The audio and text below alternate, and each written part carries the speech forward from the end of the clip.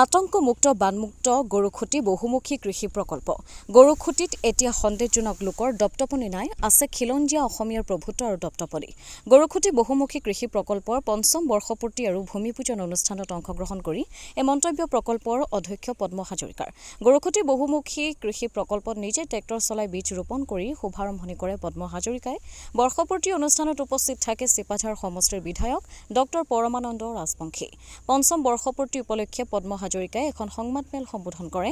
আৰু গৰুখুটি বহুমুখী কৃষি প্ৰকল্পৰ আৰম্ভণিৰ সেই ভয়ংকৰ পৰিৱেশৰ কথা উল্লেখ কৰিছে সন্দেহজনক লোকৰ আতংকময় পৰিৱেশ কিদৰে চৰকাৰে নিয়ন্ত্ৰণ কৰি সন্দেহজনক লোকৰ আতংকমুক্ত বানমুক্ত গৰুখুটি বহুমুখী প্ৰকল্প হিচাপে গঢ়ি তুলিবলৈ সক্ষম হ'ল সকলো তথ্য ভিত্তিক অৱলোকন আগবঢ়াই অধ্যক্ষ পদ্ম হাজৰিকাই মুখ্যমন্ত্ৰী ডাঙৰীয়াই প্ৰথম দায়িত্ব লৈ এই মাটি ৰক্ষা কৰাৰ এই সংকল্প তেওঁ লৈছিল আৰু সেইদিনাই সন্ধিয়াই মোক যোগাযোগ কৰি যে এই দায়িত্ব অৰ্পণ কৰিছিল আৰু তেতিয়াৰ পৰা এই অঞ্চলৰ ৰাইজ তথা সমবায়ীসকলৰ সহযোগত বা ইয়াৰ সাংবাদিক বন্ধুসকলৰ সহযোগত আমি এই যাত্ৰাটো আৰম্ভ কৰিছিলোঁ বহু প্ৰত্যাহ্বান সেইখিনি আপোনালোকে জানে কেনেধৰণে উচ্ছেদ হৈছিল কেনেধৰণে মানুহৰ মৃত্যু হৈছিল আৰু কেনেধৰণে আতংকময় পৰিৱেশ আছিল আজি আতংকমুক্ত গৰুখুটি কৃষি প্ৰকল্প ইয়াত সন্দেহজনক মানুহৰ কোনো দপদপনি নাই ইয়াত প্ৰভুত্ব আমাৰ খিলঞ্জীয়া অসমীয়াৰ প্ৰভুত্ব আজি গৰুখুটি কৃষি প্ৰকল্প প্ৰায় 11,000 বিঘাৰ ওপৰ মাটি আজি গৰুখুটি কৃষি প্ৰকল্পৰ হাতত আছে আমি আৰম্ভ কৰিছিলোঁ 6,700 বিঘাৰ মাটিৰে তাত কৃষি কৰ্ম কৰিব পৰা মাটি 3500 বিঘামান আছিলে গতিকে এতিয়া আমি গৌৰৱৰে ক'ব পাৰোঁ যে অসমীয়াৰ স্বাভিমান ৰক্ষা কৰিবৰ কাৰণে গৰুখুটি প্ৰকল্পই সক্ষম হৈছে আৰু য'ত অসমৰ অস্তিত্ব ৰক্ষা আন্দোলনৰ জুয়ে পুৰা 83ৰ 19জন শ্বহীদৰ তেজ পৰি থকা এই মাটিখিনি মুখ্যমন্ত্ৰী ডাঙৰীয়াৰ সপোনৰ প্ৰকল্পৰ জৰিয়তে মুখ্যমন্ত্ৰী ডাঙৰীয়াৰ আশীৰ্বাদত আমাৰ চৰকাৰৰ আশীৰ্বাদত আচলতে আমি আজি 300জন কৃষি সৈনিকক লৈ আমি পঞ্চম বছৰ সম্পূৰ্ণ কৰিছোঁ ইয়াত আমাৰ অধিকাৰ সাব্যস্ত কৰিবৰ কাৰণে সক্ষম হৈছোঁ উপাৰ্জন কৰিবলৈ সক্ষম হৈছোঁ পথাৰ বজাৰ দখল কৰাৰ প্ৰধানমন্ত্ৰী ডাঙৰীয়াৰ বা মুখ্যমন্ত্ৰী ডাঙৰীয়াৰ যি আহ্বান তাৰ প্ৰতি সঁহাৰি জনোৱা এইটোৱে অসমত কিজানি প্ৰথম প্ৰকল্প হ'ব আমাৰ জাতীয় স্বাভিমান জড়িত থকা এইটোৱে প্ৰথম প্ৰকল্প য'ত যি জেগাত চিকিউৰিটি নহ'লে আহিবলৈ ভয় কৰিছিল কৃষি সৈনিক সেই জেগাত আজি 5টা কেম্পত ৰাতি থাকি ইয়াত কৃষি কৰ্ম কৰি উপাৰ্জন কৰিবলৈ সক্ষম হোৱাটো মই ভাবোঁ যে ই আমাৰ চৰকাৰৰ এটা এচিভমেণ্ট গৰুখুটি প্ৰকল্পৰ এচিভমেণ্ট আৰু অসমীয়াৰ ই এক গৌৰৱ বুলি বা এই যাত্ৰাৰে অসমখন আগবাঢ়ি যোৱাটো অসমৰ জনসাধাৰণে বিচাৰিছে গতিকে এই বছৰত আপোনালোকক জনাওঁ যে গৰুখুটি প্ৰকল্পত আমি উপাৰ্জন হৈছে আমাৰ উপাৰ্জনটো 7,05,48,000 আপোনালোকক দিছোঁ 34 টকা আমাৰ উপাৰ্জন হৈছে আৰু খৰচ হৈছে আমাৰ 6,48,64,64 6,48,64,966 টকা 59 পইচা ইনকাম হৈছে আৰু আমাৰ লাভ হৈছে 56,83,068 টকা 36 পইচা পঞ্চম বৰ্ষত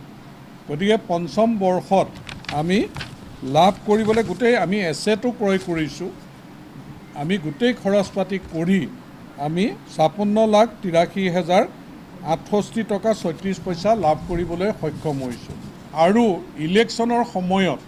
ইয়াত আমি নতুনকৈ যিখিনি মাটি লৈছিলোঁ সেই মাকৈখিনি আমি চপোৱাৰ ক্ষেত্ৰত আমি ইমান সফল হ'ব নোৱাৰিলোঁ গতিকে তাতো আমাৰ লছ হ'ল আমি টাৰ্গেট কৰিছিলোঁ যোৱাবাৰ যে 10 কোটি টকা আমি ইনকাম কৰিম 10 কোটি টকা আমি ইয়াত খেতি বাতিৰ জৰিয়তে আমি ইনকাম কৰিম কিন্তু আমি এই টাৰ্গেটটো আমি ফুলফিল কৰিব নোৱাৰিলোঁ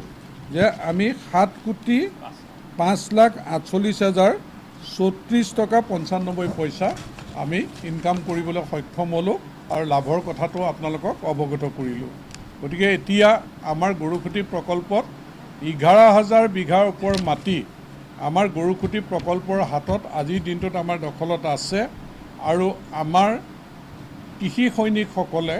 এইবাৰ নতুন উদ্যমৰে কাম কৰিবলৈ আকৌ ওলাইছে। কোল্ড ষ্টোৰেজটো আমাৰ গৰুখুঁটি প্ৰকল্প দিবৰ কাৰণে মই ইতিমধ্যে আমাৰ সংশ্লিষ্ট পক্ষক কৰিছোঁ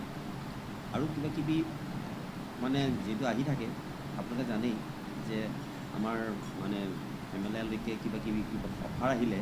আগতে যিবিলাক অফাৰ আহিছে এইবিলাক অফাৰ প্ৰায়খিনি ক্ষেত্ৰতে কিন্তু আমি অধিক পৰিমাণে আমাৰ ইয়াতেই দিয়া হৈছে একেবাৰে পানী যোগানৰ পৰা আৰম্ভ কৰি গতিকে ইনকাম হৈছে গৌশালাত আমাৰ 19 লাখ খৰচ হৈছে 19 লাখ খৰচ হৈছে আৰু আমাৰ ইনকাম হৈছে 52 লাখ। দানাত খৰচ হৈছে 19 লাখ, তাত আমাৰ ইনকাম 52 লাখ গাখীৰৰ পৰা। গতিকে কোল্ড ষ্ট'ৰেজৰ কাৰণেও যিহেতু বানমুক্ত হ'ব, ইয়াত কোল্ড ষ্ট'ৰেজ নিৰ্মাণ কৰিবলৈ আমি লেয়াৰ ফাৰ্ম যেতিয়া ইয়াত আমি বনাব পাৰিম, কোল্ড ষ্ট'ৰেজো ইয়াত নিৰ্মাণ কৰিবলৈ আমি ইয়াত হাতত ল'ব পাৰিম। নতুন চাওক যে গৰুখুঁটি প্ৰকল্প আজিৰ দিনটোত যাতায়াতৰ সুবিধা হ'ল, দলংখন হ'ল। বানপানীত যোৱাবাৰ আপোনালোকে দেখিছে কেনেকৈ ধৰণে গৰুখুঁটি কৃষি প্ৰকল্পটো আমি 6 মাহ 5 মাহ ইয়াত পানী তলত থাকে। এইবাৰ মথাউৰি সম্পূৰ্ণ হৈছে। এইবাৰ বাৰিষা আমি ধান খেতি কৰিবলৈ ওলাইছোঁ, যিহেতু পানীৰ এই যিটো ভাবুকি আছিল গৰুখুঁটি কৃষি প্ৰকল্পত, এইবাৰ হয়তো আমি পৰিত্ৰাণ পাম মথাউৰি হোৱাৰ কাৰণে। যে আমাৰ চৰকাৰে যি মথাউৰি ব্যৱস্থা কৰিলে, এই ব্যৱস্থাৰ কাৰণে গৰুখুঁটি কৃষি প্ৰকল্প বানমুক্ত এইবাৰ হ'ব। আৰু এইবাৰ আমি বানমুক্ত হোৱাৰ লগে লগে মুখ্যমন্ত্ৰী ডাঙৰীয়াই আমাক জনাইছিল যে লেয়াৰ ফাৰ্ম কৰিবৰ কাৰণে গৰুখুঁটি কৃষি প্ৰকল্পত 2 লাখ কণী উৎপাদন কৰিবৰ কাৰণে। গতিকে আমি যিহেতু বানপানীৰ কবলত পৰি আছিলোঁ, আমি সেই লেয়াৰ ফাৰ্মটো কৰা নাছিলোঁ। কিন্তু এতিয়া এইবাৰ যদি আমি বানমুক্তটো মথাউৰি সুৰক্ষিত হ'ব,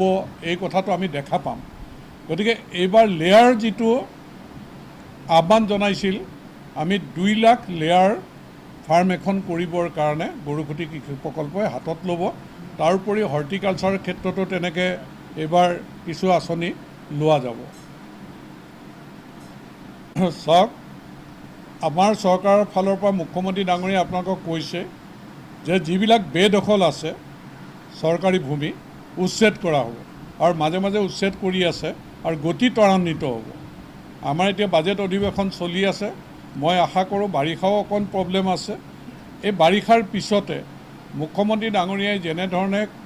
কথা বতৰাবিলাক কৈছে, তেওঁ সংকল্পৰ কথা ঘোষণা কৰিছে। গতিকে উচ্ছেদ যেতিয়া অসমত হ'ব, গৰুখুঁটিৰ কাষে বাৰে থকা মাটিও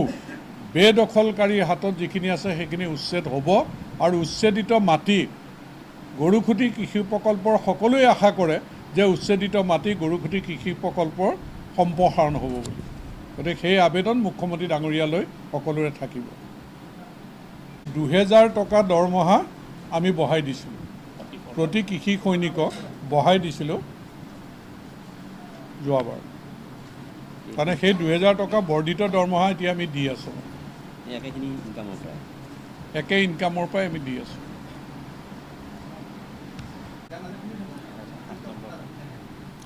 বেদখলকাৰী 8 নম্বৰ কেম্পৰ যিটো এৰিয়া, তাত ভাবুকি আছে। গতিকে আমি প্ৰশাসনক জনাইছোঁ, প্ৰশাসনেও কেম্প চেম্পৰ তাত ব্যৱস্থা কৰিছে। গতিকে ইলেকশ্যনৰ সময়ত আমাৰ মাকৈ খেতিত যিটো ক্ষতি কৰিলে, এইবাৰ আমি ভাবোঁ যে প্ৰশাসনে ব্যৱস্থা লৈছে ইতিমধ্যে। গতিকে এইবাৰ খেতিত তেওঁলোকে আমাক অনিষ্ট কৰিব নোৱাৰিব, সুৰক্ষিত গৰুখুঁটি হ'ব। মঙলদৈৰ পৰা জয়দেৱ ডেকাৰ ৰিপৰ্ট, অমৃত নিউজ 24/7।